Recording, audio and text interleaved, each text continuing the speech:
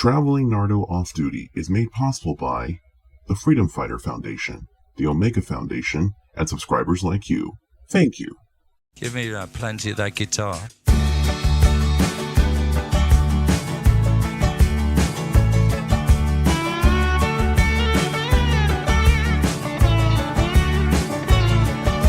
I've been traveling on a boat, in a plane, in a car, on a bike, with a bus, on a train. Traveling there, traveling here, everywhere, in every gear. Oh Lord, we pay the price with the spin of a wheel, with the roll of the dice.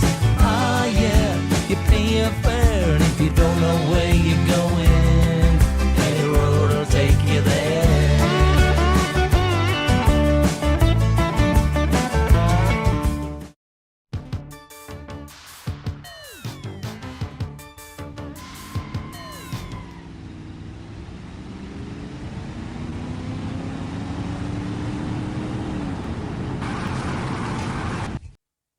Who would have thought that an entrance like this would house such a really great museum?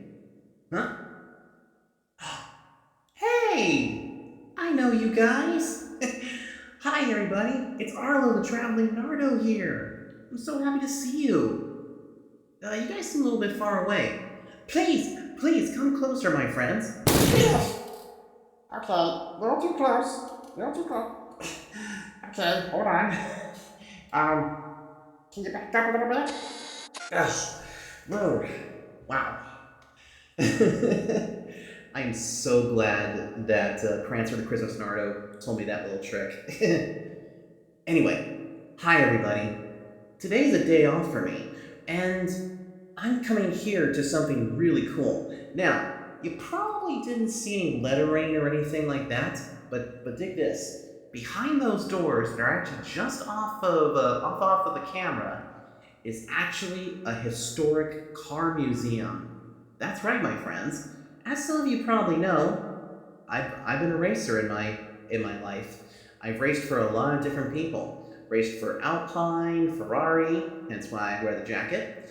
And I also have raced in NASCAR, IndyCar, IMSA, and so many other divisions as well. These days, I now kind of go to a partial schedule, but it's still a lot of fun to actually see a lot of these cars. And you know what? Why don't I take you for a little tour of the place? I'll be your personal tour guide because I know a lot about these race cars. And you know what? It's not going to be just one race car we're going to be looking at. We're going to be looking at a bunch of them because this museum has quite a few cars in them, and even some that even show the evolution of, how different series and how many different divisions have also come to be. Would you like to go with me inside the car museum? You would? Super! Alright, let me go inside, I'll spot you your ticket, and you can catch me at the front. So, give me one quick second, everybody.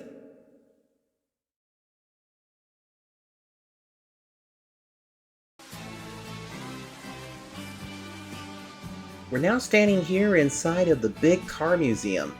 This place is chock-a-block full of so many different race cars from different periods in racing. Behind me right now, with the exception of the Ferrari, is actually a very special exhibit that is in honor of Ken Block. Ken Block was a stunt driver who did a lot of rally work, but also did a lot of extreme sports.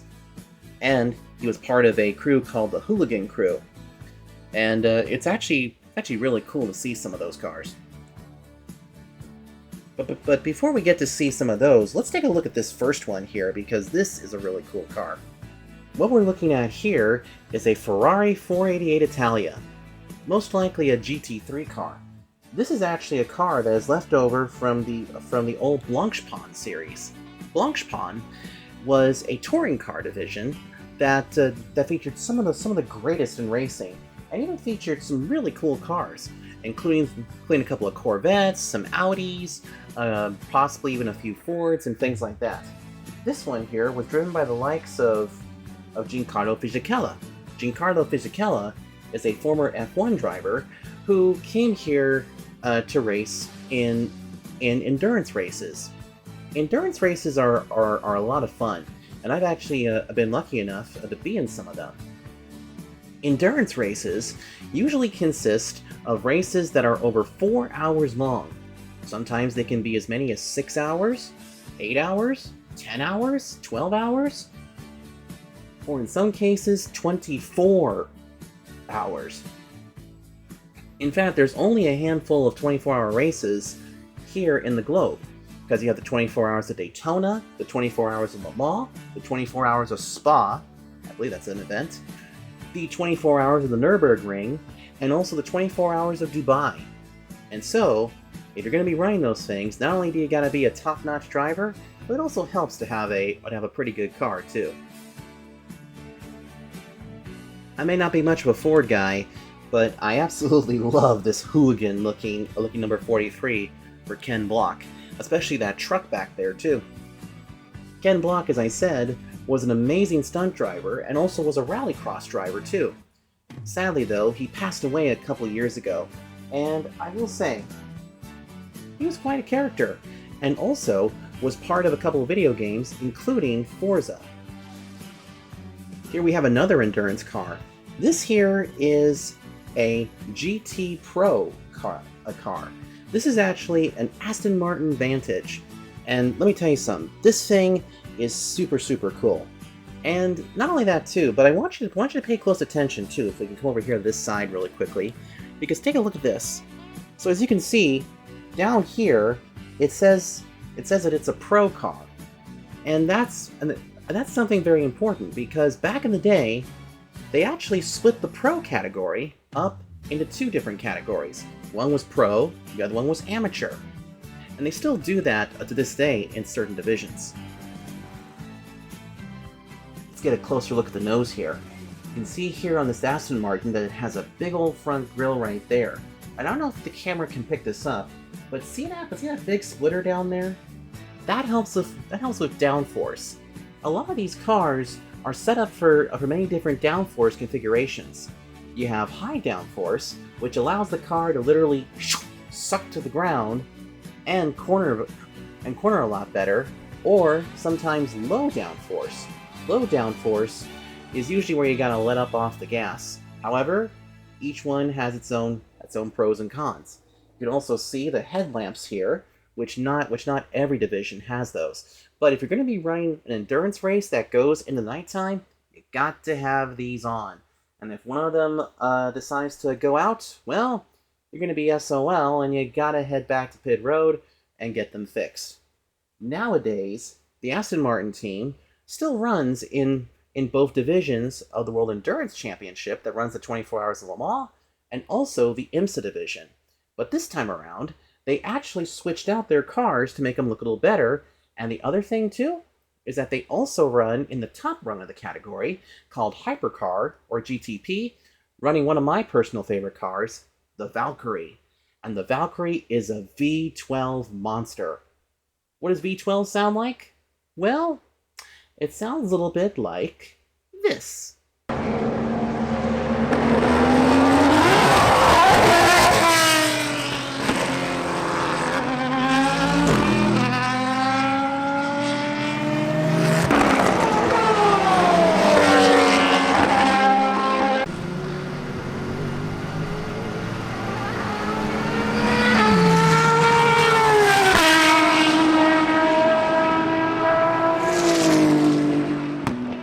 Pretty neat sound, isn't it?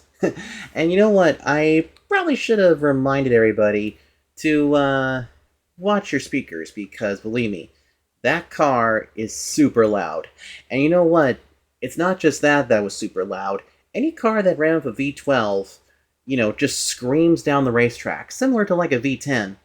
In fact, Formula 1 cars actually used to run V12s as well, but that's a story for another day. Anyway, let's head to the next exhibit. This exhibit here shows off many of the rally cars that have raced over the years, and there are so many of them here. Such as this car right here, this little, what looks like a little Holden Commodore or a Holden something. Can't really make out what this car is, but I absolutely know what this bad boy is over here. This here is a Toyota Corolla rally car. This car, I think, is most famous. Ooh, let me come over here so I don't get bogged by the sign. This car is most famous for being in Gran Turismo, especially with this very special paint scheme too. Because believe me, this Corolla paint scheme is very synonymous with a lot of things. That's because that this Castrol scheme has been seen on many different cars. This thing could put out somewhere close to 300 plus horsepower. And let me tell you something, this thing was a rally ace. In fact, it was even driven by the likes of Carlos Sainz. And as I mean in Carlos Sainz, I mean his father. Carlos Sainz currently runs in F1 for Williams. When you think of rally racing, especially back in the day, this classic car right here is absolutely phenomenal. This is a car you can even get in Gran Turismo Sport and Gran Turismo 7. This is the Audi Quattro. And let me tell you something, this thing has got so many wings on it. I mean, my goodness. This thing was brought out in the late 1980s. Or it was actually made around the 1980s. And this thing is just super amazing. In fact, here, let me actually fly the camera around so you guys can see this. Take a look at this big old front portion here. And take a look at this. See that little bit of extra wing you see right here? Well, believe it or not, that's a wing on top of another wing. Crazy, isn't it? But anything for downforce. Same thing goes back here with the big old rear wing, as you can see. But look at this. This is a double wing right here. In fact, there's literally two wings attached to each other. Now, there's actually a good reason behind this. In the years when aerodynamics started to become a thing, many teams experimented with double and even triple wings to try and figure out how to get the maximum downforce possible. Downforce is actually the force that the wind puts on the car. And it really depends on kind of like, a different type of car that, you were running. To give you a better example, here's something to keep in mind. High downforce means that you can hug the corners a lot better at certain racetracks, but you're going to lose a little bit in top speed. If you set it up for a low downforce package, then that means the car will be faster going straight, but when it gets into the corners, you're gonna have to let off the gas a little bit because you don't have the added downforce to keep you in the corners. In rally, this can also mess you up a little bit. However, if you got a crafty enough crew chief that will be able to, help you out a little bit, then you should be a-okay. And you know what too? Rally is still out there to this day. You won't necessarily see this car out there, made for some special rally events, but I think it's best if you want to relive the days, is to get Gran Turismo 7 and get this big baby. Ooh, look at how big this baby is! This car, or I should say this truck right here, this is what's known as a trophy truck. That's right. There are specialty rally events where these big behemoths will race. And the cab here is super big. In fact, this one was actually taken from the 2020 Dakar Rally. And Dakar, spelled D-A-K-A-R, is also one of the most popular in terms of rallying. I mean, just look at this. They got the big wheels right here. There's also this ginormous cargo bay in the back, which could also double as sort of like a pit crew car. Because you know what? To run in rally, there's a few things that you have to remember. In Dakar, there are several different stages that you've got to go through, and your pit crew is actually going to be following you way ahead of the pace. Because here's the thing, at some points during the race, you're going to have to refuel, fix damage, maybe change out the brake pads, or maybe even change out an entire suspension. So your pit crew goes up ahead to try and keep up with you. Back in the day, they didn't have satellites or, walkie-talkies or GPS tracking. Instead, what they had to do was they literally just had a map. That was it. A single piece of paper. And it would be lucky if some people actually found you right away, especially if your truck decided to die. or your buggy, or your bike, or whatever you were using in the Dakar Rally. Here's the inside cab of the truck itself. You can see the big old steering wheel right there in the center, with all these different switches here on the dashboard. Each switch operates a different thing on the truck itself. Also, you can see that this one here is kind of an automatic, but it's supposed to be manual. Over here is a GPS tracker, or a little device that helps the co-driver over here see where they are. In fact, did I say co-driver? That's right. In fact, there's even 3 drivers here. Usually, it's 2 drivers plus a mechanic. So, one driver is, doing the thing, while the other one is the navigator.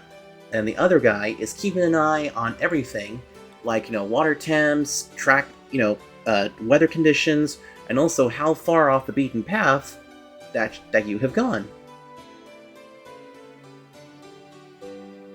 Now these behemoths, these are a totally different breed of car. Now here's the thing too. We did mention a little bit about rallying. However, there's a very special race that takes place up in Colorado, in a place called Pikes Peak. Pikes Peak is this big hill climb, and it is a very, very popular hill climb event for everybody around the world. Many people from America, Germany, United Kingdom, and Italy, and other places have come to tackle the beast. Now, to get up the hill, you need a car with some really big ass wings. Yes, I did say that word.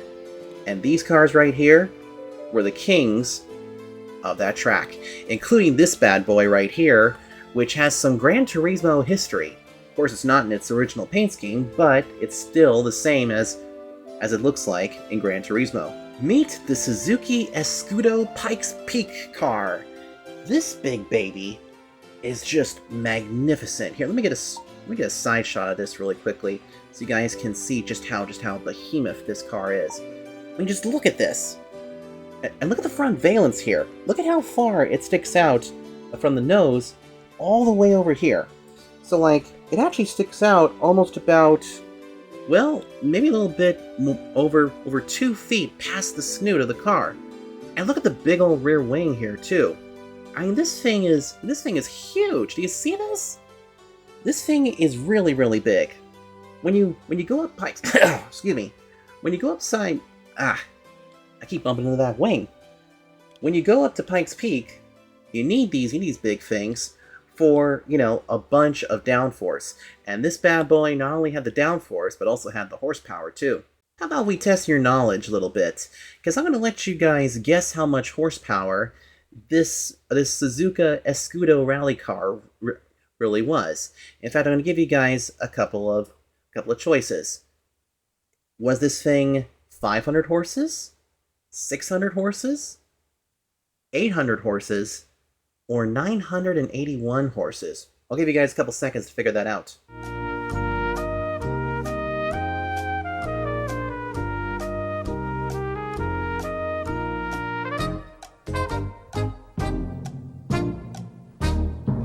Time is up, players. Yell out your response. No, it was not the 500. No. You'd be really wrong. So no, it's not 500 at all. Anyone else? Ooh, you way in the back. You're close. You're very, very close. 800 horses is very close. So knock that out of the way. So now it's down between 600 horses and 981. What do you guys think? If you said 981 horses, you are 100% right. And I am 100% in brightness. Holy Christ. Let me fix that really quickly. There we go. Come on. There we go. Thank you. Anyway, if you said that, pat yourselves on the back. Yes, everybody. The Escudo rally car had 981 horses underneath it. And believe me, that is a lot. And you know what? It's no secret, but this car is really tricky to get a grip on in GT7 and also in real life too. I've actually driven that car before, and placed as high as about third the last time I drove it. Pikes Peak is also an area for innovation, and this car right here is the former track record holder. This is actually a prototype car that was made by the likes of Volkswagen. This is the Volkswagen ID. This car is fully electric. That's right, it does not have a gas-burning engine in it.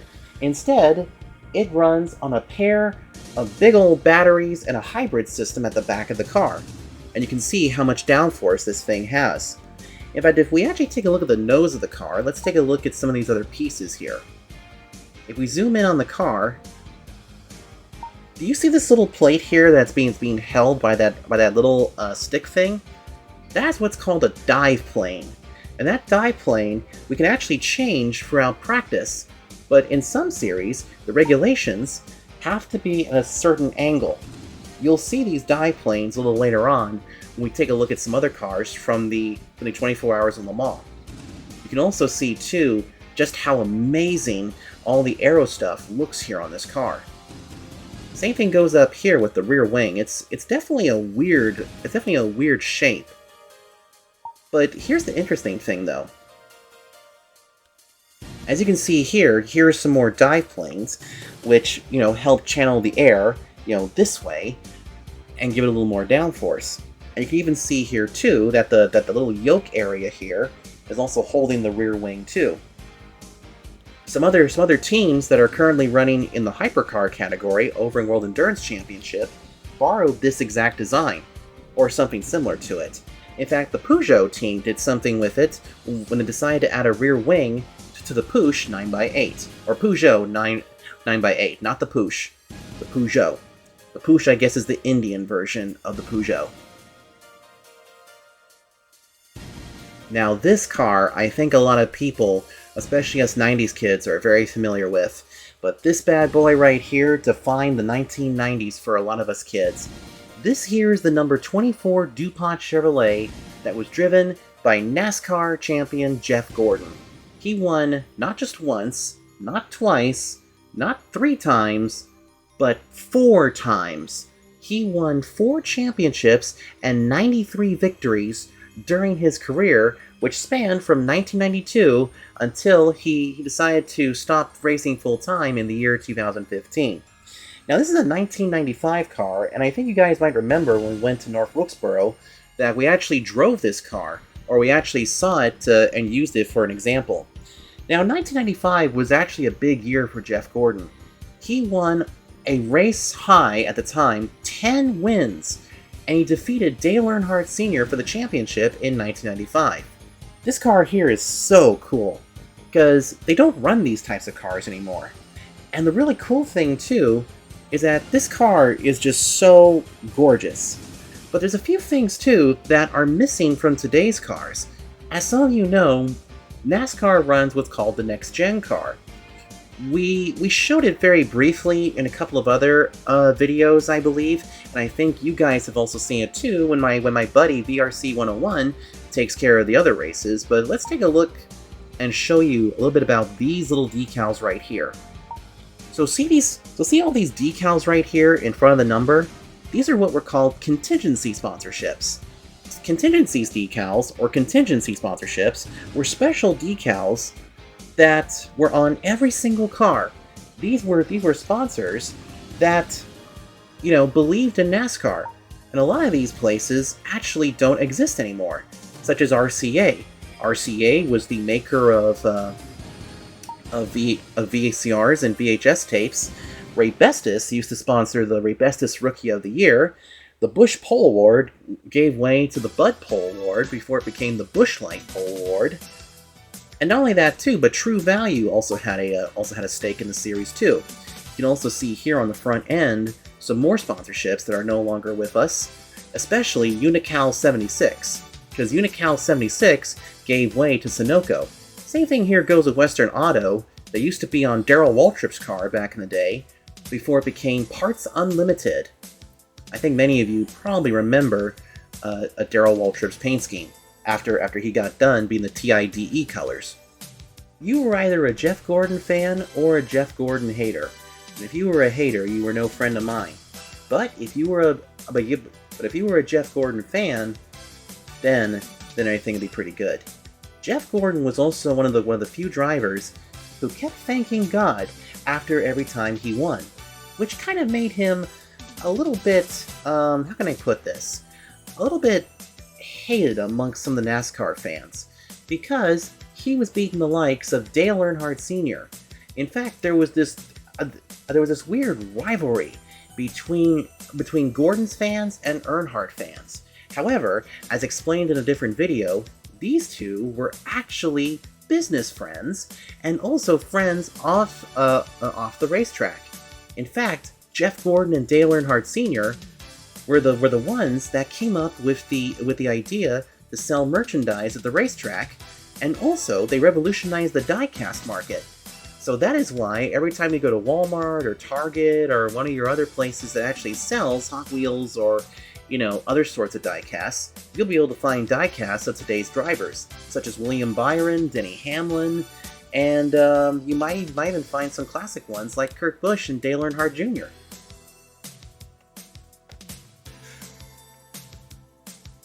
Many of you are probably very familiar with Formula One. However, starting in 2012, a new series came about called Formula E. This series was put together by the FIA World Championship, same people that, own Formula One and also own the World Endurance Championship.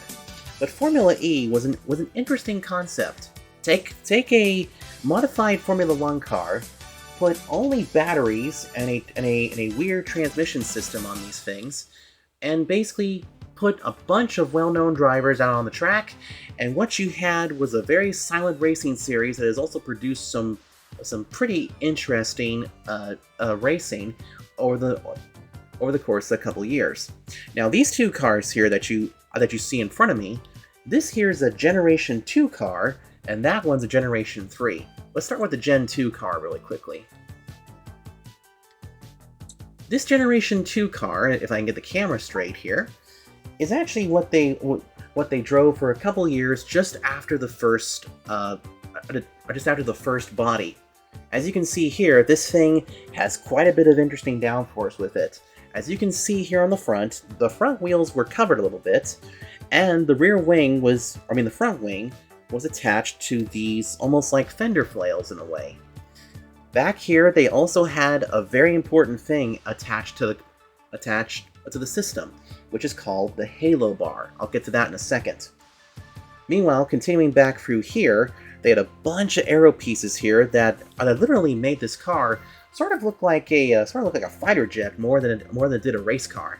But these things were super, super cool looking, and I gotta say this, I actually kind of liked these cars, despite the fact that I'm not a big fan of electrical, green racing, because the thing is like if I'm gonna be in a car, it's got to make a sound, okay?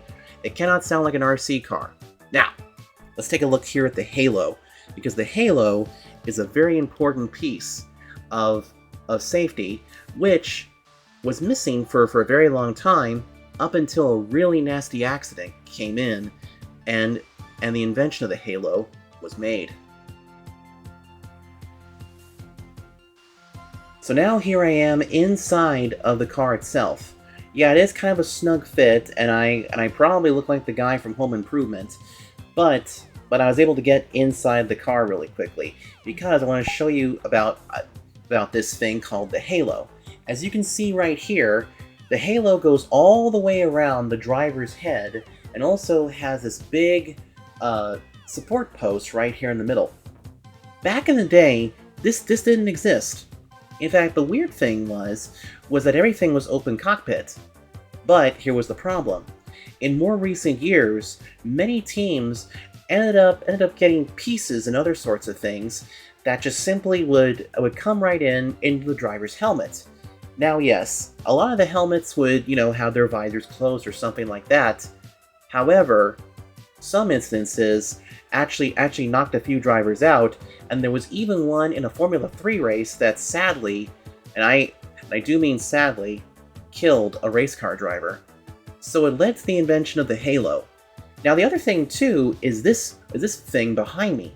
That's what's called that's actually called a roll bar.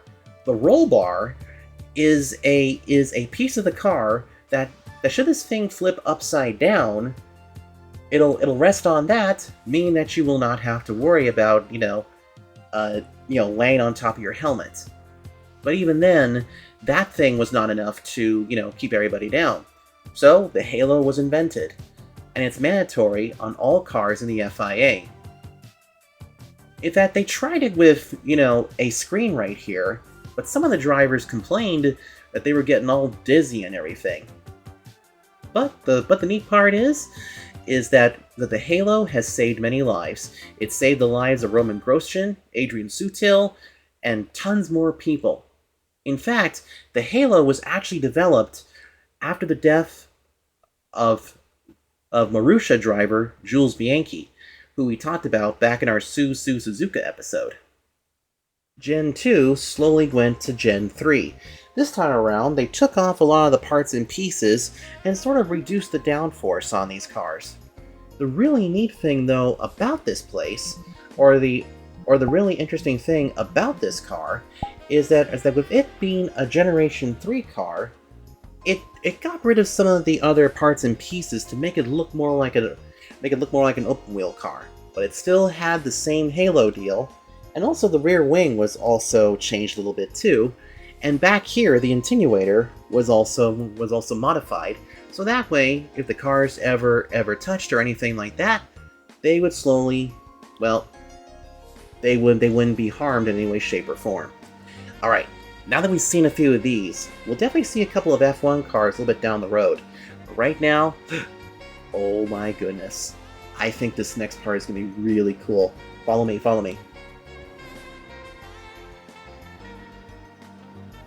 We now come here to the Masters of Endurance.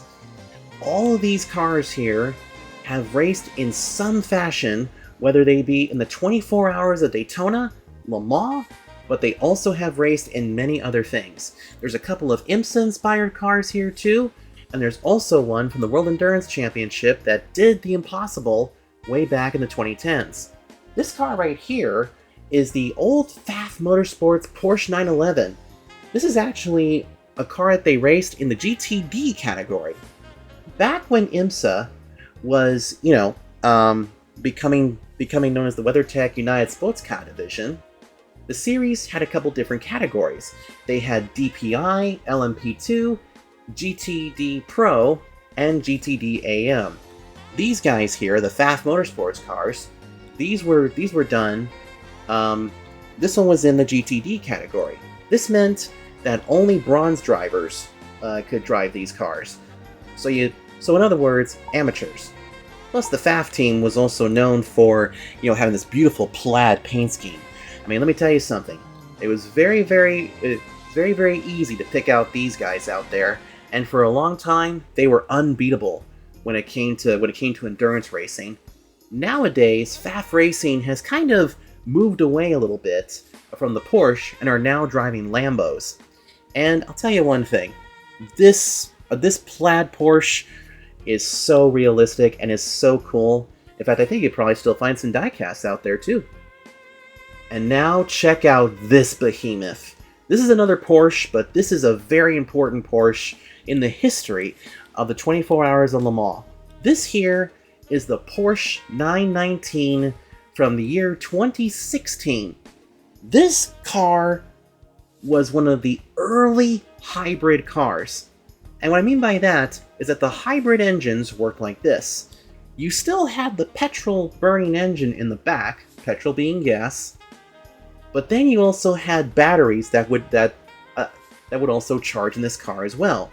The earliest version of the hybrid meant that you could do a full lap on the regular engine, and then with the flip of a switch, you had to do another lap on the battery powers itself. However, these days, hybrid motors are a heck of a lot better. But this guy here is the genesis of them, and it won in 2016. Porsche's name in racing has always been around. For as long as there have been Ford and Ferrari, Porsche has also stuck its nose in there. And speaking of noses, let's actually get a good look at this, because look at the design of this nose. This nose here is super impressive, because you can see right here that it actually has this really cool design right there by the splitter. In fact, another car company actually borrowed this design for one of its DPI cars, but we'll get to that in a second. So you look down the rest of the car, you can actually see how beautiful this thing looks. You can see the little diplanes right there, and just how beautiful the back end looks. You can also see right here where it says, HY Porsche.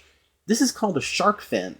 The shark fin cars started in the 2010s and went to 2012.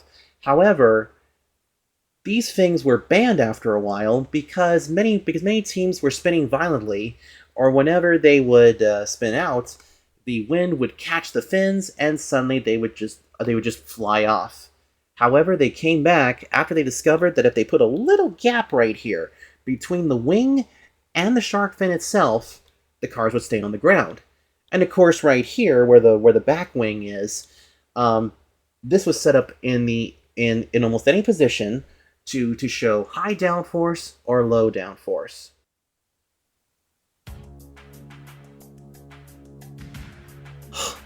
Wow, I am in the presence. I never thought I'd get to see this car here in this museum in this condition. Ladies and gentlemen, this particular car I have a personal connection with. This here is the Mazda 787B, a car that not only is a loud brute, but it won the 24 Hours of Le Mans in 1991. Gosh.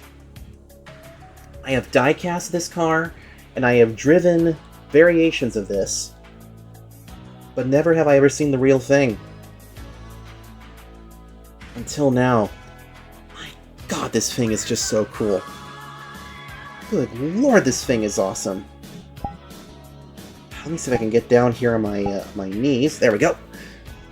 Now I can actually see what's going on. Let's bring the viewfinder down here, and I'll tell you folks a little story about this car.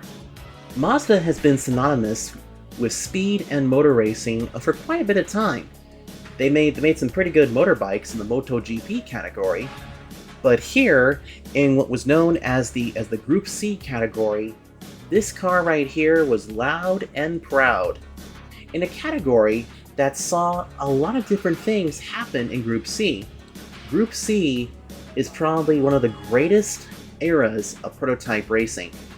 That was because that was the time of high downforce cars, as well as also brutes that were literally pushing out close to 700 plus horsepower. 700. That is super cool. In fact, let me actually spin the camera around a little bit so you guys can actually see what this car, looks like here. Check this out. Look at this face. Look at that face. That's the face right there. And you can see too that this car has a very simple nose to it. You can see that it's nice and slim down here in the front area. You can see that the front valence only sticks out just a little bit. And even the fact too that the roof line is also really small too. And also notice how the rear wing is almost flush with the body. If we go back here and we take a look at the rear wing, just look at how big this thing is. Look at how much it sticks out from the rear wheels. Holy cow. Pretty amazing, isn't it? And just look at that. The rear wing even has a little bit of a bulge right in there. And you can see too that the rear plates are also very small too. They're definitely smaller than some of the other cars that we've actually seen. What made the Mazda so popular, and what also made it go into the history books even more, is because of Mazda's rotary engine. Now, we have talked a lot about before V8s, V12s, and other things like that. Now, in the V8s and the other engines, the pistons are going up and down like this, sort of like in a circular motion. While in a rotary engine, there's this big triangular piston that doesn't even go up and down. Instead, it basically goes all the way around, sort of like almost like that DVD logo that keeps going back and forth on the screens. And when this thing, when this baby hit 188 miles an hour, you saw some serious stuff, buddy. Because here's the thing: all other cars that we have seen, go past or have a little bit of girth. This thing, it sounded like a literal Formula One car. Don't believe me? Well, watch your speakers, folks, and don't watch this before going to bed. But here's a little clip of the actual 787B on track, right about. Don't say I didn't warn you. Now.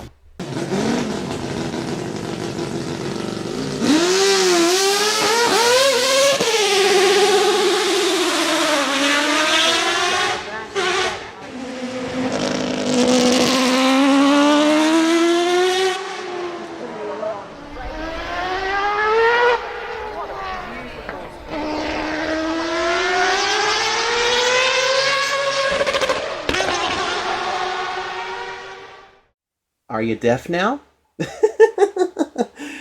What's funny though is I can sit here and listen to that sound so much more. And here's another cool factoid.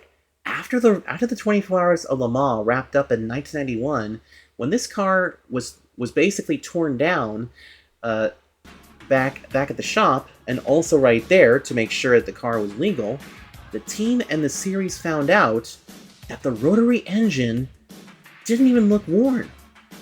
That it could possibly run another 24 hours. So if there really was a 48-hour race, I think this thing could have ended up winning. And you know what? Maybe one of these days I'll get a chance to drive this big baby for you. And who knows? Maybe we'll get to take it with us someplace else. I'd like to see that. Wouldn't you? And now we come to America's pinnacle of open-wheel racing. This here is an IR-18, better known as an NTT Data IndyCar. This thing is beautiful. The IndyCar series is America's premier open-wheel series, which debuted as far back as 1911. When the Indianapolis Motor Speedway was first opened and the first ever Indy 500 was done. It was done by a man by the name of Ray Haroon, who won in his Marmon Wasp at an average speed of just a little over 90 miles an hour. These things, though, these things can get up to about 230 miles an hour at the Indianapolis Motor Speedway. That's because these things chuck out close to 650 horsepower thanks to V6 turbos that power this car. Now, this is also too a spec kit. That's right. There are two engine manufacturers, but unfortunately though, they have to run with this kind of spec. However, this car is actually pretty cool. Here. Let me show you the tech of this car so we can get a closer look at this thing. First thing to show off is this giant front wing. This front wing here is super important to the IndyCar series because this is actually how the downforce of the car is generated. Now, in past years, the front wing is actually interchangeable.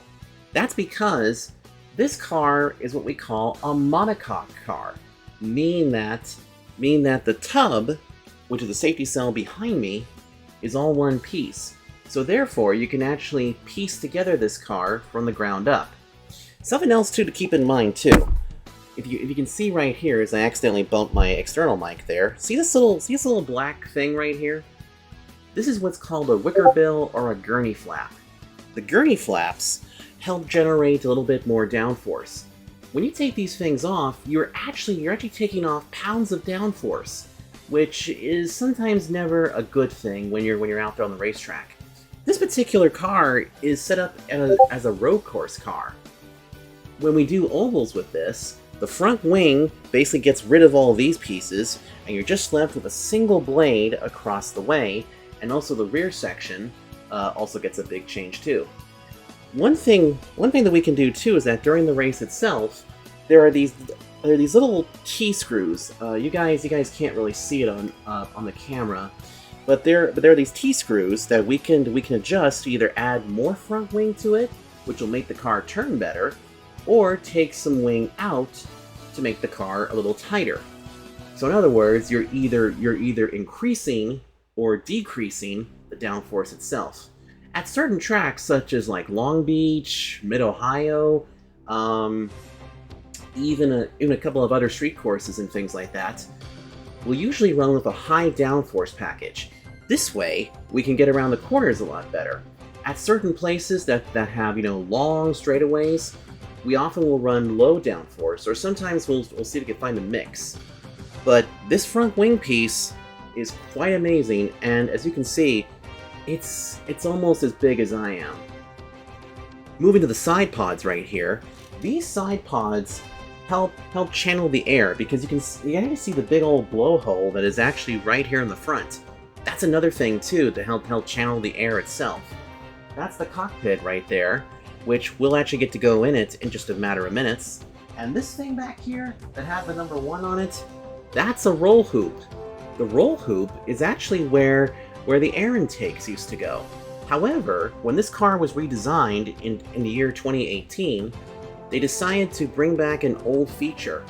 That's because, back in the day, the cars had a much different look. Maybe one day, if somebody were to do a IndyCar museum, or something like that, we'll take a closer look at that. However, this roll hoop helps out, especially if this car ends up going airborne. And believe me, I've seen my fair share of these things going airborne over the years. And then all the way back here are these big tires. Firestone Firehawks is what they use.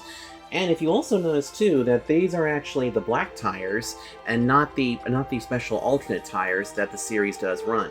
And right here next to me, look at this big old rear wing. The rear wing helps generate rear downforce, but can also help generate speed when it's angled at the right time.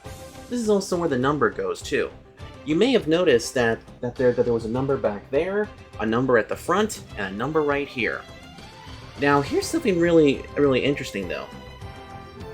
The only time you're ever going to see the number 1 used in an IndyCar race is to denote when somebody is the champion. And it is optional for the champions to run it. Some champions that actually got a chance to run this were some of the more recent champions, like Alex Palou, who currently is the most dominant car out there. Also, I do believe Dario Franchitti did it as well. And also other drivers, such as Emerson Fittipaldi, Mario Andretti, and the list goes on and on and on. However, the weird part was that, like I said, not every driver chose to run the 1. Now, the other thing too about this, and I don't know if the camera can catch this, but see these little holes right here? These holes actually take care of another part of the wing that is covered up by the camera right now, but there's actually another set of wings right here.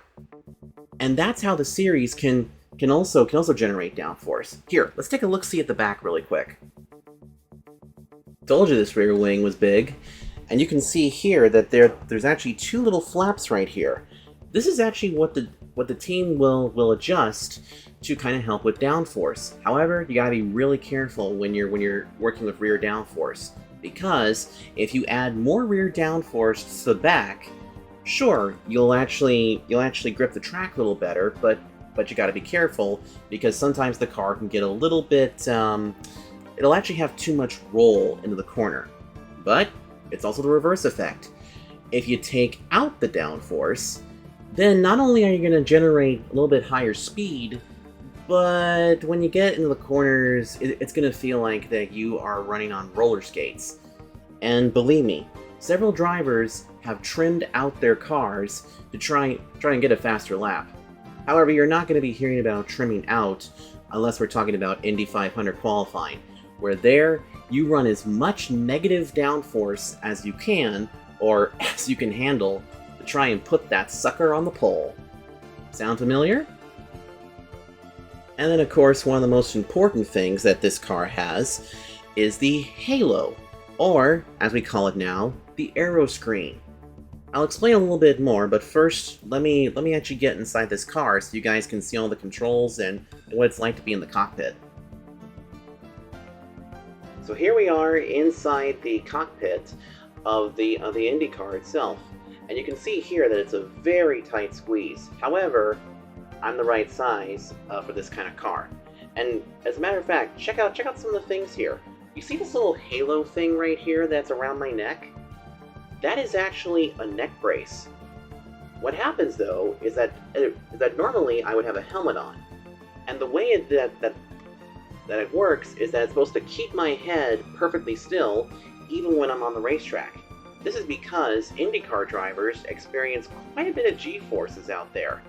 They can feel as many as maybe as little as 5 Gs, all the way up to almost 20 Gs, and sometimes their crashes go way into the G category, which is, G-forces.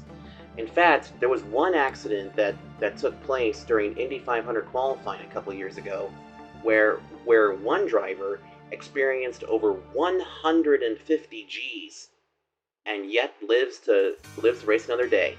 That driver was French driver Sebastien Bourdais. James Hinchcliffe had a very similar deal when he crashed out during his qualifying run a couple years later.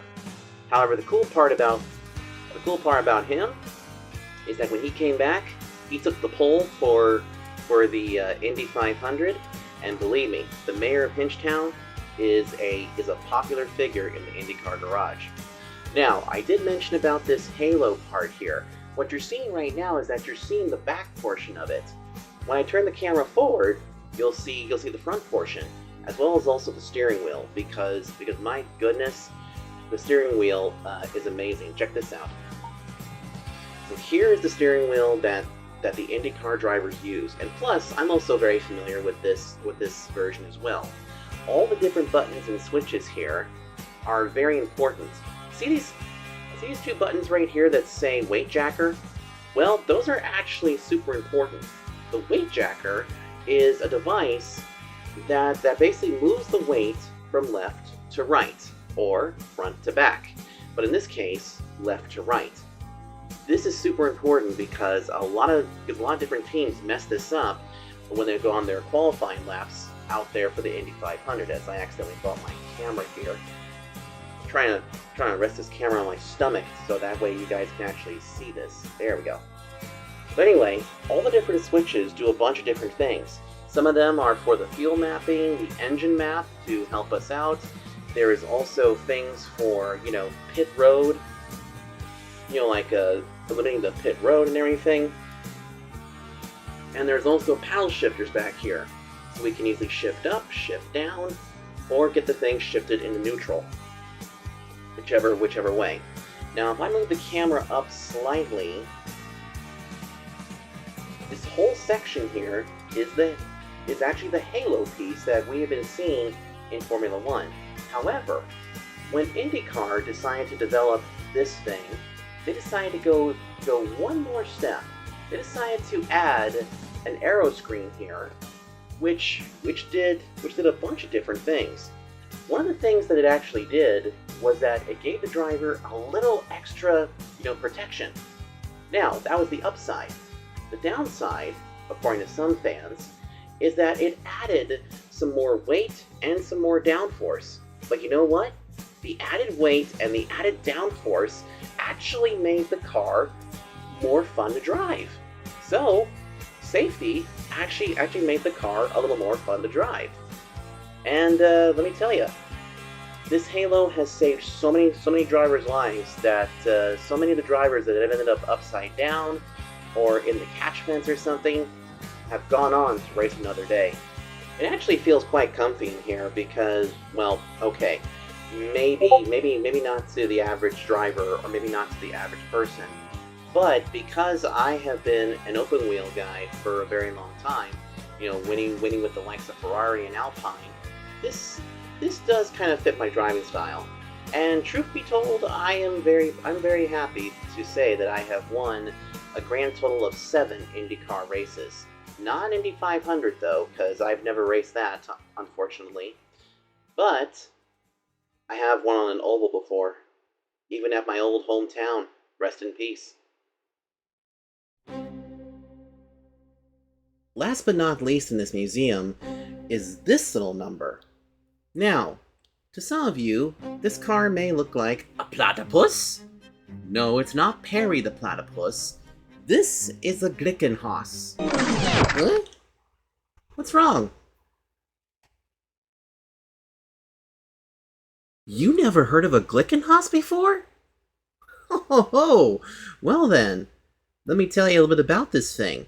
And you guys are going to learn a brand new word too. It is called privateer teams. And you know what? Privateer teams are actually the underdogs of the series. Come on, have a look-see over here. The definition of a privateer team is pretty simple. These are teams that don't have the factory backing of another manufacturer. Instead, they go with whatever is available at the time. Sometimes some privateer teams come in as their own brand, and so the Glickenhaus here is a prime example. Glickenhaus came into the series during the 2000s and had ambitions of winning the 24 Hours of Le Mans, but also running this in the World Endurance Championship. This here is actually the prototype version of it. Now, the big difference here with the Glickenhaus is that it had a lot of different things with it. First things first, it had this beautiful LED light system, but if I was to angle the camera up just a little bit and also fix this, because I don't know why my cameras are getting all weird. Let me see, let me just get this right in there. So as you can see, you could see this is the front suspension here on the front end of the car.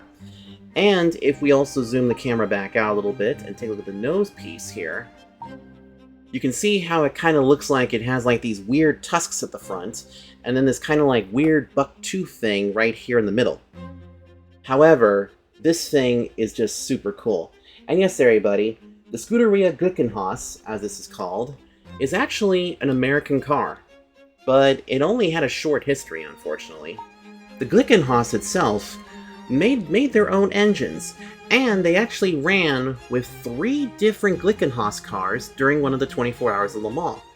Some of the drivers to compete in there were former IndyCar driver Ryan Briscoe. Unfortunately, though, the Glickenhauses were not as quick as you were hoping for. And I mean, this thing is beautiful. This thing is an amazing piece of machinery. I mean, just look at this. This is. I mean, look at this. This has got a big old rear wing back here. It's got this beautiful shark thing here with Montool on there. And also the side pods here are really cool too. And even the cockpit is pretty cool too. Let me get the camera in there because I think we can actually see it. Let's see if we can go through. This window's open. Let's see if we can get in there. Yes, we can. Look at this. So this is what it looked like to, run a Glickenhaus. See those other controllers, if I can just move the camera slightly? See those other controls there on the left, on the right-hand side, if I can get the camera to work with me here? I can get this to go right there, we go. All those different controls are specialty switches that the drivers would use in order to do whatever they had to do in the car. Some of them worked with the engine, others worked with a few other things in the car. But the interesting thing too is that it was also a very simple design, and also not as cramped or anything as some of the other prototypes that were racing at the time. Unfortunately, Glickenhaus didn't really last for very long, and when the FIA that runs the World Endurance Championship decided to switch the regulations, so now teams had to run a minimum of exactly 2 cars, Glickenhaus couldn't keep up with it, and so the Glickenhaus was retired. Who knows? I think you might be able to see a few Glickenhauses floating around somewhere. Heck, I think a few of these are probably running in the vintage categories, where some of the older race cars go to. This car museum had it all. and had so many cars that contributed to history. What was your favorite race car during this tour?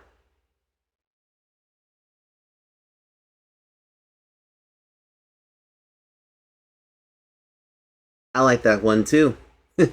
I think my favorite would have to be the one I'm sitting behind right now, this Mazda 787B.